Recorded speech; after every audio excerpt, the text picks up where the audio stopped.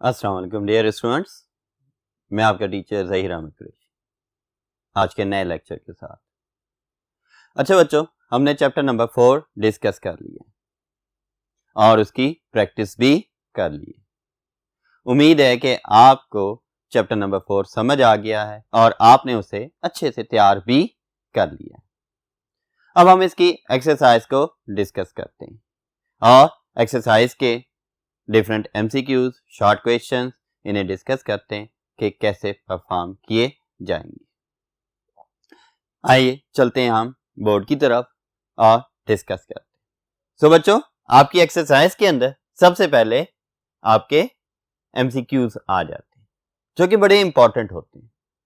MCQs को solve करने के लिए आपने केयरफुली स्टेटमेंट्स को पढ़ना है, केयरफुली तमाम ऑप्शंस को फर्स्ट अटेम्प्ट में पढ़ना है और फौरन से ही पहला करेक्ट आंसर नजर आते ही टिक नहीं कर देना। आपने तमाम ऑप्शंस पढ़ने हैं, फिर डिसाइड करना होता है कि कौन सा आंसर सुटेबल है उस क्वेश्चनिंग स्टेटमेंट के लिए। तो बच्चों, पहला question, how is a single statement for loop terminated. अब आते हैं कि हर स्टेटमेंट टर्मिनेट होती है लेकिन जो स्ट्रक्चर्स हैं वो टर्मिनेट नहीं होते। अब for loop, while loop, do while loop, if conditions, इनमें हमने आपको बताया था कि अगर सिंगल स्टेटमेंट हो देन ब्रेसेस को यूज करने की जरूरत नहीं होती। अब अगर हम बात कर रहे हैं कि how a single statement for loop terminated means for loop की बॉडी में कितनी स्टेटमेंट्स हैं? सिर्फ एक स्टेटमेंट है, तो कैसे टर्मिनेट होगी? ऑप्शंस है विद अ कॉलन, टर्मिनेटर के लिए कॉलन तो यूज ही नहीं होता, with a right brace, with a right bracket और विद अ सेमीकोलन। अच्छा बच्चों, ब्रेस, ब्रैकेट, पैरेंथेसिस, इनमें क्या फर्क है? मैथ में सारी ब्रैकेट्स होती हैं। मैथ में अगर हम देखें, ये भी ब्रैकेट है, ये भी ब्रैकेट्स हैं और ये भी ब्रैकेट्स हैं। लेकिन जब हम प्रोग्रामिंग टर्मिनोलॉजीज की बात करते हैं तब हम इन राउंड ब्रैकेट्स को पैरेंथेसिस कहते हैं, इन फ्लावर ब्रैकेट्स को, जिन्हें मैथ में हम फ्लावर ब्रैकेट्स कहते हैं, इन्हें ब्रेसेस कहा जाता है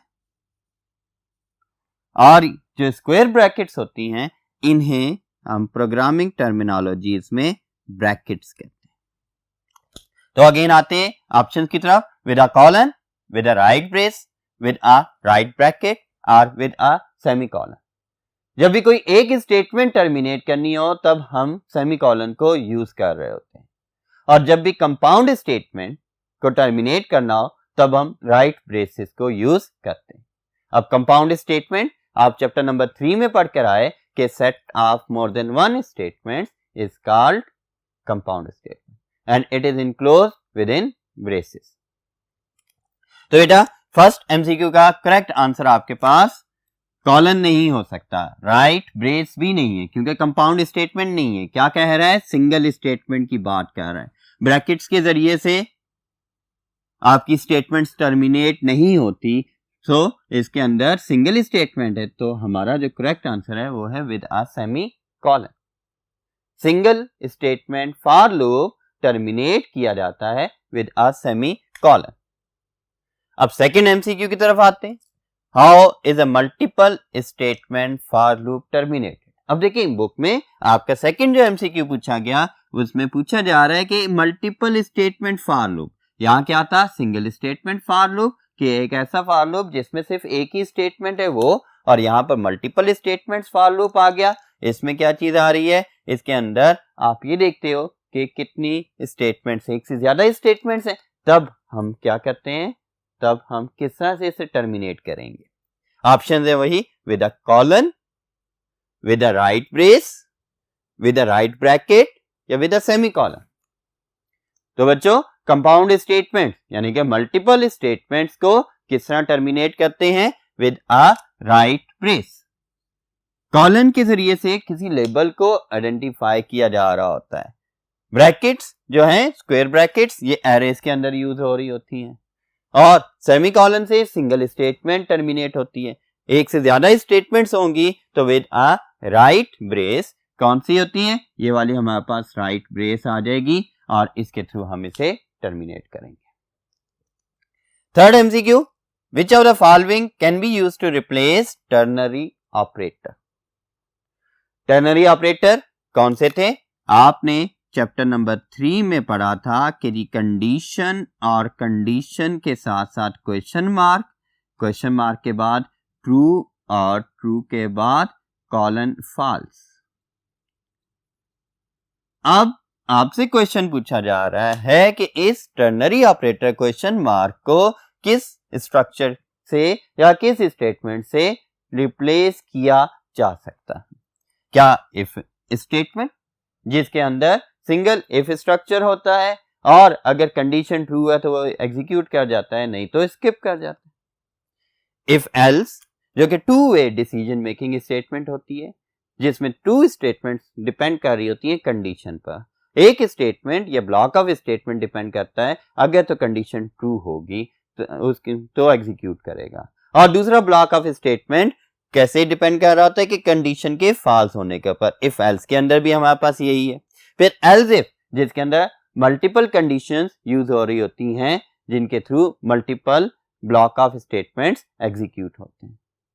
हर ब्लॉक ऑफ स्टेटमेंट किसी ना किसी कंडीशन पर डिपेंड कर रहा होता है वो, लेकिन इसमें एक से ज्यादा कंडीशंस होती हैं और एक से ज्यादा ब्लॉक ऑफ स्टेटमेंट्स भी होते हैं। और स्विच स्टेटमेंट जो कि किसी एक्सप्रेशन को इवेलुएट करके उससे रिलेटेड केस को एग्जीक्यूट करने के लिए यूज होती हैं। Question again, which of the following can be used to replace ternary operator. Replace करना है टर्नरी ऑपरेटर को, और टर्नरी ऑपरेटर इस तरह से होते हैं जिसके अंदर कंडीशन आ गई, कंडीशन के टू डिसीजंस हैं, टू स्टेटमेंट्स हैं, या तो ट्रू स्टेटमेंट एग्जीक्यूट हो जाएंगी कब, जब कंडीशन ट्रू है, नहीं तो कंडीशन फॉल्स है तो फॉल्स स्टेटमेंट। तो यही चीज हमारे पास टू वे डिसीजन मेकिंग कहां पर मिल रही है, हमें इफ एल्स स्टेटमेंट के अंदर मिल रही होती है। Next MCQ, which of the following can be used to replace switch statement. Switch statement हमने पढ़ी, उसकी एग्जांपल्स भी देखी थी। स्विच स्टेटमेंट एक ऐसी स्टेटमेंट जिसमें मल्टीपल केसेस होते हैं जो कि किसी एक्सप्रेशन की वैल्यू पर डिपेंड कर रहे होते हैं। अगर तो एक्सप्रेशन की वैल्यू और केस की वैल्यू मैच कर जाती है देन वो ब्लॉक ऑफ केस एग्जीक्यूट हो जाता है, अदरवाइज वो कंट्रोल उसे इग्नोर कर देता है।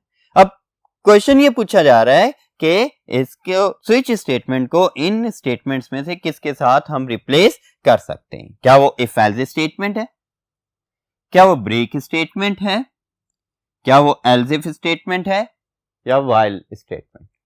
तो बच्चों आपको एल्स इफ स्टेटमेंट और स्विच स्टेटमेंट पढ़ाते वक्त ये बताया गया था कि दोनों else if alternate to the switch statement है। क्यों? स्विच स्टेटमेंट के अंदर हमारे पास मल्टीपल केसेस हैं और एक्सप्रेशन भी आ जाता है। अगर एक्सप्रेशन ट्रू है, मैच कर रहा है केस के साथ, तो एग्जीक्यूट करेगा। अगर एक्सप्रेशन मैच नहीं कर रहा तब वो स्किप हो जाएगा।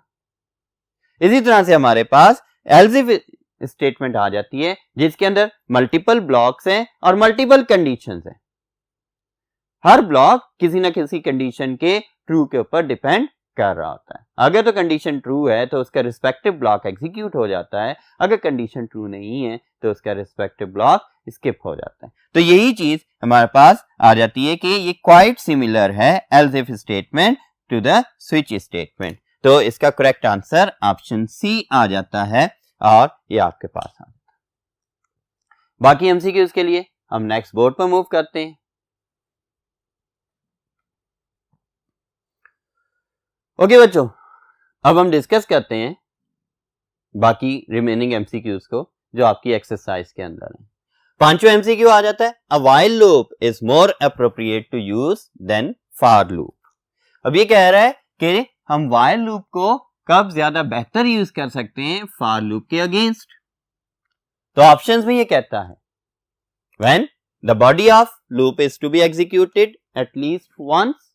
क्या व्हाइल लूप हम यूज करते हैं कि जब बॉडी ऑफ द लूप एक दफा लाजमी एग्जीक्यूट होनी है, अदर कंडीशन ट्रू है या फॉल्स है।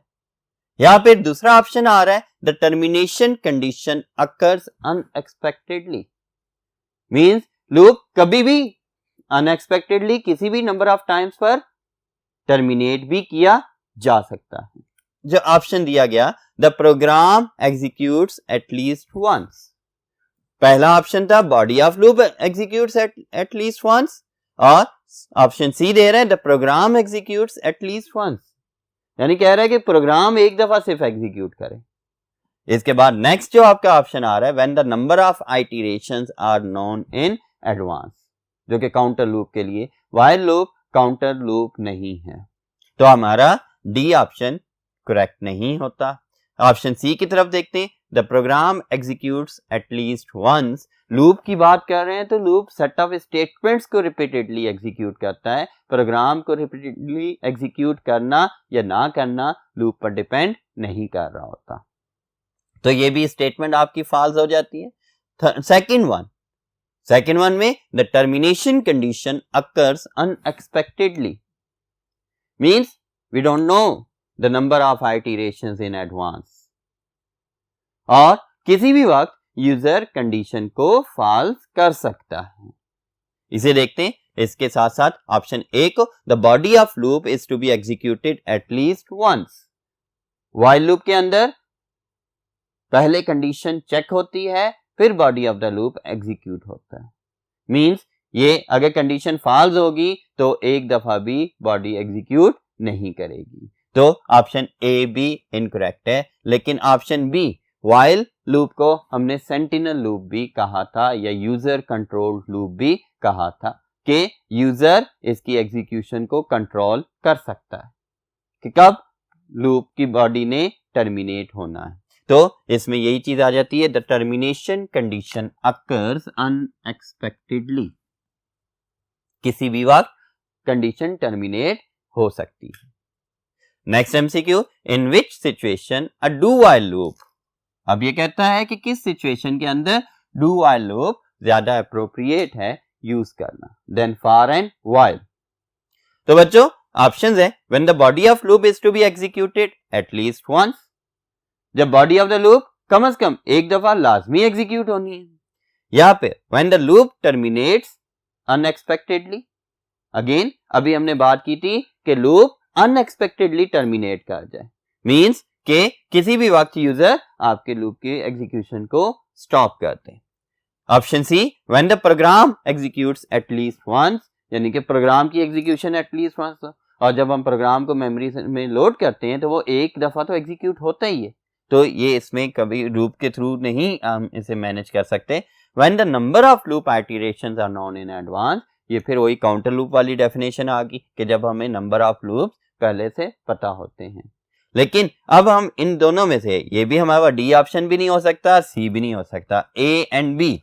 अब ए जो ऑप्शन है ये हमारे पास किसके लिए, डू व्हाइल लूप, जी डू व्हाइल लूप के लिए अगर हम देखें तो ए ऑप्शन करेक्ट समझा जा सकता है। कैसे, इसे थोड़ा सा डिस्कस करते हैं कि डू व्हाइल लूप एक पोस्ट टेस्टिंग लूप है जिसके अंदर बॉडी ऑफ द लूप पहले लिखी जाती है और कंडीशन बाद में आती है। पहले एक दफा body of the loop execute होती है फिर कंडीशन चेक होती है, अगर तो कंडीशन ट्रू होगी तो second time body of the loop execute करेगी, अगर कंडीशन फॉल्स है तो एक दफा लाजमी body of the loop execute करेगी, so control outside the loop transfer हो जाता है। सो बच्चों अब आते हैं इसके अंदर, तो इसका करेक्ट आंसर हमारे पास क्या है, when the body of loop is to be executed at least once, कब, डू व्हाइल लूप के अंदर। ये किस सिचुएशन में, जब एक दफा लाजमी body of the loop execute कर रही होती है, ट्रू होता है। नेक्स्ट सातवां MCQ, in which situation uh for loop is more appropriate to use, किस सिचुएशन के अंदर फॉर लूप ज्यादा एप्रोप्रिएट है। फॉर लूप है क्या, फॉर लूप एक काउंटर लूप है और फॉर लूप ज्यादातर हम यूज करते हैं कब, जब हमें नंबर ऑफ साइकिल्स का पता होता है कि कितने नंबर ऑफ साइकिल्स या कितने नंबर ऑफ आइटरेशंस इस लूप ने एग्जीक्यूट करनी है, तो उस टाइम हम फॉर लूप यूज करते हैं। ऑप्शंस है, when the body of loop is to be executed at least once, जो हमने डू व्हाइल लूप के लिए देखा। When the loop terminates unexpectedly, हमने डिस्कस किया कि ये व्हाइल लूप की कंडीशंस में आ जाता है, ठीक है। डू वाइल में भी आ सकता है, लेकिन डू वाइल में और वाइल में डिफरेंस हमने देखा कि do while at least once execute करता है, लेकिन वाइल हमारे पास जब तक कंडीशन ट्रू नहीं होती बॉडी को एग्जीक्यूट नहीं करता। लेकिन ये दोनों डू वाइल और वाइल यूजर कंट्रोल लूप्स होते हैं। C option, when the program executes at least once. Again ये हमारे लूप से इररेलेवेंट सी स्टेटमेंट आ जाती है। D option, when the number of loop iterations are known in advance, means हमें number of cycles, number of loop iterations का पहले से पता हो, तब हमारे पास फॉर लूप एप्रोप्रिएट है। ऑप्शन डी इसका करेक्ट आ जाता है कि जब हमें पहले से नंबर ऑफ लूप्स का पता होगा तब हम फॉर लूप को यूज करेंगे। बाकी एमसीक्यूज के लिए और बाकी एक्सरसाइज क्वेश्चंस के लिए हम नेक्स्ट बोर्ड की तरफ मूव करते हैं।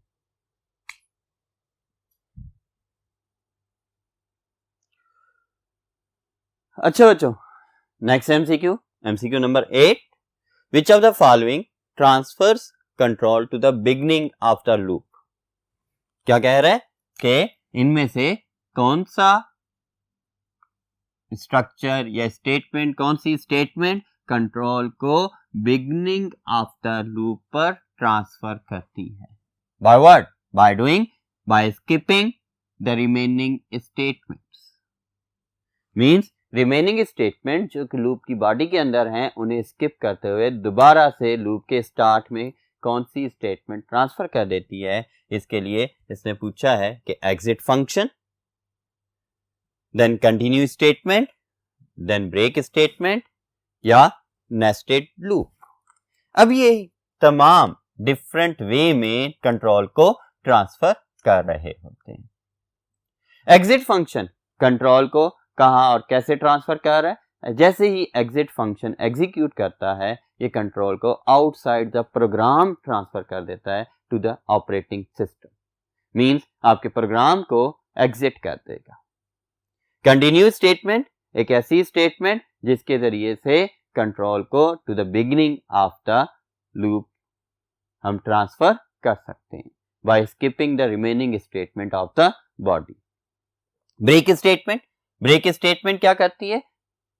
कंट्रोल को at the end of the loop transfer करने के लिए यूज हो रही होती है। ठीक है, break statement remaining statements of the loop body को भी स्किप कर देती है और रिमेनिंग आइटरेशंस को भी स्किप करके लूप को टर्मिनेट कर देती है। एग्जिट फंक्शन प्रोग्राम को टर्मिनेट कर देता है। ब्रेक स्टेटमेंट लूप या स्ट्रक्चर को टर्मिनेट कर देती है। कंटिन्यू स्टेटमेंट रिमेनिंग स्टेटमेंट्स को स्किप करके to the beginning of the structure control को मूव कर देती है। नेस्टेड लूप क्या करता है? ये कंडीशन ट्रू होने की बेस पर लूप के कंट्रोल को इनर लूप में ट्रांसफर कर देता है और तब तक इनर लूप के अंदर रखता है जब तक वो कंडीशन फॉल्स ना हो जाए। तो बच्चों इसमें कौन सा करेक्ट ऑप्शन आ जाता है? Continue statement. अब इस कंटिन्यू स्टेटमेंट की अगेन यही डेफिनेशन भी है कि continue statement is used to transfer the control to the beginning of the loop skipping the remaining statements. तो ये थे बच्चों आपके एमसीक्यूज और इससे मिलते जुलते आप अपने तरफ से खुद भी अपने टॉपिक्स में से मुख्तलिफ एमसीक्यूज बना सकते हैं, क्योंकि ये बहुत ही इंपॉर्टेंट चैप्टर है और इसके एमसीक्यूज बहुत ही इंपॉर्टेंट होते हैं। इन फ्यूचर सेकेंड ईयर पढ़ने के बाद आपने यूनिवर्सिटीज की प्रिपरेशन भी करनी, उसके अंदर सबसे ज्यादा जो आपके ट्रिकी एमसीक्यूज आते हैं वो इसी चैप्टर में से ही आ रहे होते हैं। अब हम नेक्स्ट कंटिन्यू करते हैं क्वेश्चन नंबर 2। क्वेश्चन नंबर 2 आपका मुश्तमिल है शॉर्ट क्वेश्चन आंसर्स के ऊपर। अब ये शॉर्ट क्वेश्चन आंसर्स कौन से हैं और ये कहां पर डिस्कस हुए? अब देखें, पहला शॉर्ट क्वेश्चन आंसर आता है why control statements are used in C++ program. अगर आप रिकॉल करें अपने लेक्चर्स को तो लेक्चर नंबर 1 के अंदर हमने डेफिनेशन ऑफ कंट्रोल स्ट्रक्चर पढ़ी थी, purpose of the control structure पढ़ा था कि control structure are the set of statements that are used to control the flow of execution in the program. they may execute the statements in a sequence or depending on the condition or repeating again and again. तो ये आपके पास इसका purpose आ जाता है। क्या purpose? के control statements are used to control the flow of execution in a program. There are three ways to control the flow of execution in the program: by sequence, by selection and by repetition. तो इसे हमने lecture number 1 में detail में discuss किया था, तो आपको इसका आंसर वहां पर आसानी से मिल जाएगा। अब आते हैं शॉर्ट क्वेश्चन नंबर 2 की तरफ।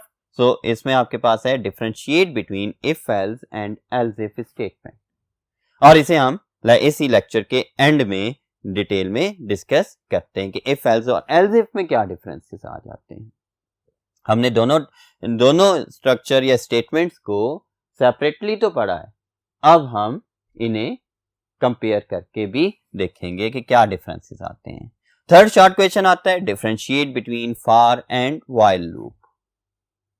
तो बच्चों लेक्चर रिकॉल करने पर लूप कंपैरिजंस का टॉपिक हमने पढ़ा लेक्चर नंबर 15 के अंदर, और उसमें हमने फॉर लूप को व्हाइल लूप के साथ कंपेयर भी किया था और व्हाइल को डू व्हाइल के साथ भी। फॉर और व्हाइल में मेनली क्या डिफरेंसेस हैं? For loop counter controlled loop है, जबकि while loop user controlled loop होता है। फॉर लूप के अंदर हमें number of iterations in advance पता होती हैं, लेकिन व्हाइल लूप अनएक्सपेक्टेडली कंडीशन को टर्मिनेट भी कर सकता है। फॉर लूप के अंदर काउंटर वेरिएबल यूज हो रहा होता है, लेकिन व्हाइल लूप डिपेंड करता है सेंटिनल वैल्यू पर, ऐसी वैल्यू जिसकी बेस पर लूप टर्मिनेट किया जा सकता है। तो बच्चों इसी तरह से आपके पास ये डिफरेंट जो डिफरेंसेस हैं ये हमने लेक्चर नंबर 15 में पढ़े थे। अब आते हैं नेक्स्ट शॉर्ट क्वेश्चन की तरफ। What is the usages of break and continue statement in C++ program. सो हमने इसे भी लेक्चर नंबर 15 में डिटेल में इंडिविजुअली पढ़ा था और इनके प्रोग्राम्स भी लिखे थे। दोनों का क्या यूजेज है? ये बेसिकली कंटिन्यू स्टेटमेंट कंट्रोल को to the beginning of the structure transfer करने के लिए यूज होती है by skipping the remaining statements, जबकि ब्रेक स्टेटमेंट क्या करती है? कंट्रोल को आउटसाइड द स्ट्रक्चर ट्रांसफर कर देती है और रिमेनिंग स्टेटमेंट्स को, रिमेनिंग साइकिल्स वगैरह को भी टर्मिनेट कर देती है, स्किप करती है। तो आपने लेक्चर नंबर 15 के अंदर ब्रेक स्टेटमेंट और कंटिन्यू स्टेटमेंट को पढ़ा है। अब इसके बाद what is the purpose of exit function. Exit function एक ऐसा फंक्शन जो कि कंट्रोल को ऑपरेटिंग सिस्टम के हवाले कर देता है और आपके प्रोग्राम को टर्मिनेट कर देता है, क्लोज कर देता है। इसे यूज किया जाता है एरर हैंडलिंग के लिए। एग्जिट फंक्शन डिफाइंड है स्टैंडर्ड लाइब्रेरी .h की हेडर फाइल में, और इसका पूरा टॉपिक हमने इसकी डेफिनेशन लेक्चर नंबर 17 के अंदर डिस्कस की है with example. Next short question आता है what is nested loop, give one example. Nested loop, the loop with in another loop is called nested loop. आपको लेक्चर नंबर 16 में ये कंप्लीटली लॉन्ग क्वेश्चन के तौर पर भी तैयार करवाया गया। अब यहाँ पर डेफिनेशन पूछ रहा है और उसकी एग्जांपल पूछ रहा है। फॉर एग्जांपल अगर ये क्वेश्चन आपका 3 नंबर का है तो 1 नंबर की डेफिनेशन आ गई, 1 नंबर का इसका सिंटैक्स आ गया जो कि डेफिनेशन का हिस्सा होता है, और 1 नंबर इसकी एग्जांपल का आ गया। और याद रखें जब भी आप शॉर्ट क्वेश्चन का आंसर दे रहे होते हैं तो एग्जांपल्स कोई बहुत ट्रिकी लिखने की जरूरत नहीं है, कॉम्प्लिकेटेड लिखने की जरूरत नहीं है, ऐसी कि जिसमें आप खुद कंफ्यूज हो जाए। सिंपल सी रखें ताकि आप उसे आसानी से लिख भी सकें और आपके मार्क्स भी ना कटें। अब इस लेक्चर के अंदर जो हमारा क्वेश्चन रह गया डिस्कस करने वाला वो था differentiate between if else and else if statement, जो कि अब हम एंड में इसे डिस्कस कर लेते हैं। तो चलते हैं फर्स्ट बोर्ड की तरफ और इसे डिस्कस करते हैं कि इसमें क्या डिफरेंसेस हैं। ओके बच्चों, तो हमारा रिमेनिंग क्वेश्चन नंबर 2 जिसके अंदर हमने देखना था कि what is the difference between if else and else if statement. सबसे पहला जो डिफरेंस है कि if else statement two way decision making statement है, जिसके अंदर हमारे पास 2 ब्लॉक ऑफ स्टेटमेंट्स हैं, जिनमें से कोई एक ब्लॉक ऑफ स्टेटमेंट लाजमी एग्जीक्यूट होगा। डिपेंड कर रहे होते कंडीशन पर। अगर तो कंडीशन ट्रू है तो true block of statement execute हो जाएगा और else block of statement skip हो जाएगा। लेकिन अगर कंडीशन फॉल्स है then true block of statement skip हो जाएगा और else block of statement execute हो जाएगा। जबकि एल्स इफ की बात करें तो एल्स इफ के अंदर decision is to be made from several conditions. अगर पहली कंडीशन फॉल्स है तो उसका ब्लॉक स्किप हो जाएगा और कंट्रोल सेकंड कंडीशन पर मूव कर जाएगा, उसे चेक करेगा। अगर वो ट्रू है तो उसका ब्लॉक एग्जीक्यूट हो जाएगा और बाकी remaining statements along with their conditions skip हो जाएंगी। अगर सेकंड कंडीशन भी फॉल्स हो जाती है देन कंट्रोल थर्ड कंडीशन पर मूव कर जाएगा till so on till the end के अगर कोई कंडीशन ट्रू नहीं होती और एल्स ब्लॉक मेंशन्ड है तो फिर कंट्रोल एल्स ब्लॉक पर मूव हो जाएगा। अगर एल्स ब्लॉक नहीं गिवन तो कंट्रोल डायरेक्टली टर्मिनेट कर जाएगा उस स्ट्रक्चर से। तो इसके अंदर एल्स इफ के अंदर decision is to be made from several conditions. Several block of statements depend कर रहे होते हैं सेवरल कंडीशंस के ऊपर। नेक्स्ट पॉइंट देखते हैं इफ एल्स का। If else executes any one of the two given block of statements। क्या? One of the two given block of statements based on given condition। कितनी कंडीशन? Single condition. एक condition है, 2 blocks हैं, दोनों में से किसी एक ब्लॉक ने लाजमी एग्जीक्यूट होना है।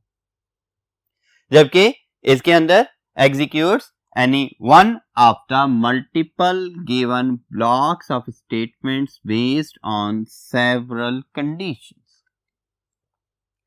जबकि एल्स इफ के अंदर क्या कह रहा है? किसी एक ब्लॉक को एग्जीक्यूट करेगा, लेकिन उस स्ट्रक्चर के अंदर मल्टीपल ब्लॉक्स हैं और मल्टीपल कंडीशंस हैं, उनमें से किसी एक कंडीशन ने ट्रू होकर रेस्पेक्टिव ब्लॉक को एग्जीक्यूट करवाना है। इसके बाद इसके अंदर जो इफ एल्स है उसके अंदर एक ब्लॉक एग्जीक्यूट होता है, एक स्किप होता है, लेकिन एल्स इफ के अंदर मल्टीपल ब्लॉक्स में से सिर्फ एक ही ब्लॉक एग्जीक्यूट होता है, बाकी सारे ब्लॉक्स स्किप हो जाते हैं। और हमारे पास जब इसमें आते हैं इफ एल्स के अंदर देखते हैं तो else keyword is used for alternate block.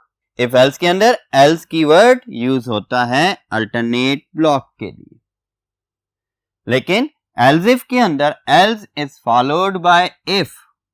Else if क्यों कह रहे हैं? Else is followed by if to check the alternate condition.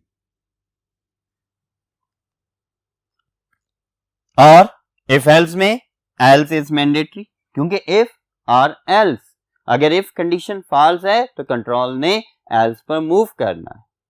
अगर हम एल्स ही नहीं लिखेंगे तो वो फिर इफ एल्स स्टेटमेंट ही नहीं रहेगी, वो तो सिंपल इफ स्टेटमेंट बन जाएगी। तो इसमें लाजमी एल्स लिखा जाता है। लेकिन अगर हम देखें इधर तो एल्स इफ स्ट्रक्चर के अंदर या एल्स इफ स्टेटमेंट के अंदर else keyword is optional. Else use करें या ना करें, एक से ज्यादा कंडीशंस हैं, अगर पहली कंडीशन फॉल्स होगी तो सेकंड कंडीशन ट्रू हो जाएगी, और अगर एल्स मिसिंग होगा तो कंट्रोल आउटसाइड द स्ट्रक्चर चला जाएगा। तो मींस कि यहां पर हमारे पास एल्स ऑप्शनल है, लेकिन इफ एल्स के अंदर एल्स मैंडेटरी होता है। अब इसके सिंटैक्स को ही देख लें कि इसके सिंटैक्स के अंदर कितनी कंडीशंस आ रही हैं? एक कंडीशन आ रही है। हाँ, ट्रू ब्लॉक डिपेंड कर रहा है इस कंडीशन के ऊपर। अगर तो कंडीशन ट्रू है तो ये ब्लॉक एग्जीक्यूट होगा और एल्स ब्लॉक स्किप हो जाएगा। लेकिन अगर कंडीशन फॉल्स है तो ट्रू ब्लॉक स्किप हो जाएगा बट एल्स ब्लॉक एग्जीक्यूट हो जाएगा। दोनों में से किसी एक ब्लॉक ने अल्टरनेटिवली लाजमी एग्जीक्यूट होना है। जबकि एल्स इफ स्ट्रक्चर के अंदर देखें तो जी इसका सिंटैक्स क्या है? इफ कंडीशन 1, एक से ज्यादा कंडीशंस हैं, पहली कंडीशन चेक हुई, अगर तो ट्रू है तो ब्लॉक ऑफ स्टेटमेंट्स 1 एग्जीक्यूट होगा। अगर कंडीशन फॉल्स है तो ये ब्लॉक स्किप हो जाएगा और कंट्रोल कहां आ जाएगा, एल्स इफ के ऊपर आ जाएगा, इफ के ऊपर आ जाएगा। इफ मीन्स के नेक्स्ट कंडीशन को चेक करेगा। कंडीशन 2 चेक हुई, अब कंडीशन 2 अगर ट्रू है तो इसका रिस्पेक्टिव ब्लॉक एग्जीक्यूट हो जाएगा, अगर ट्रू नहीं है तो इसका रिस्पेक्टिव ब्लॉक भी स्किप हो जाएगा और कंट्रोल नेक्स्ट कंडीशन पर मूव कर जाएगा। If exist till condition n ये कंट्रोल मूव करता रहेगा। अगर तो कोई कंडीशन ट्रू नहीं होती और आपके कोड के अंदर एल्स ब्लॉक भी है तो कंट्रोल एल्स ब्लॉक को एग्जीक्यूट कर देगा।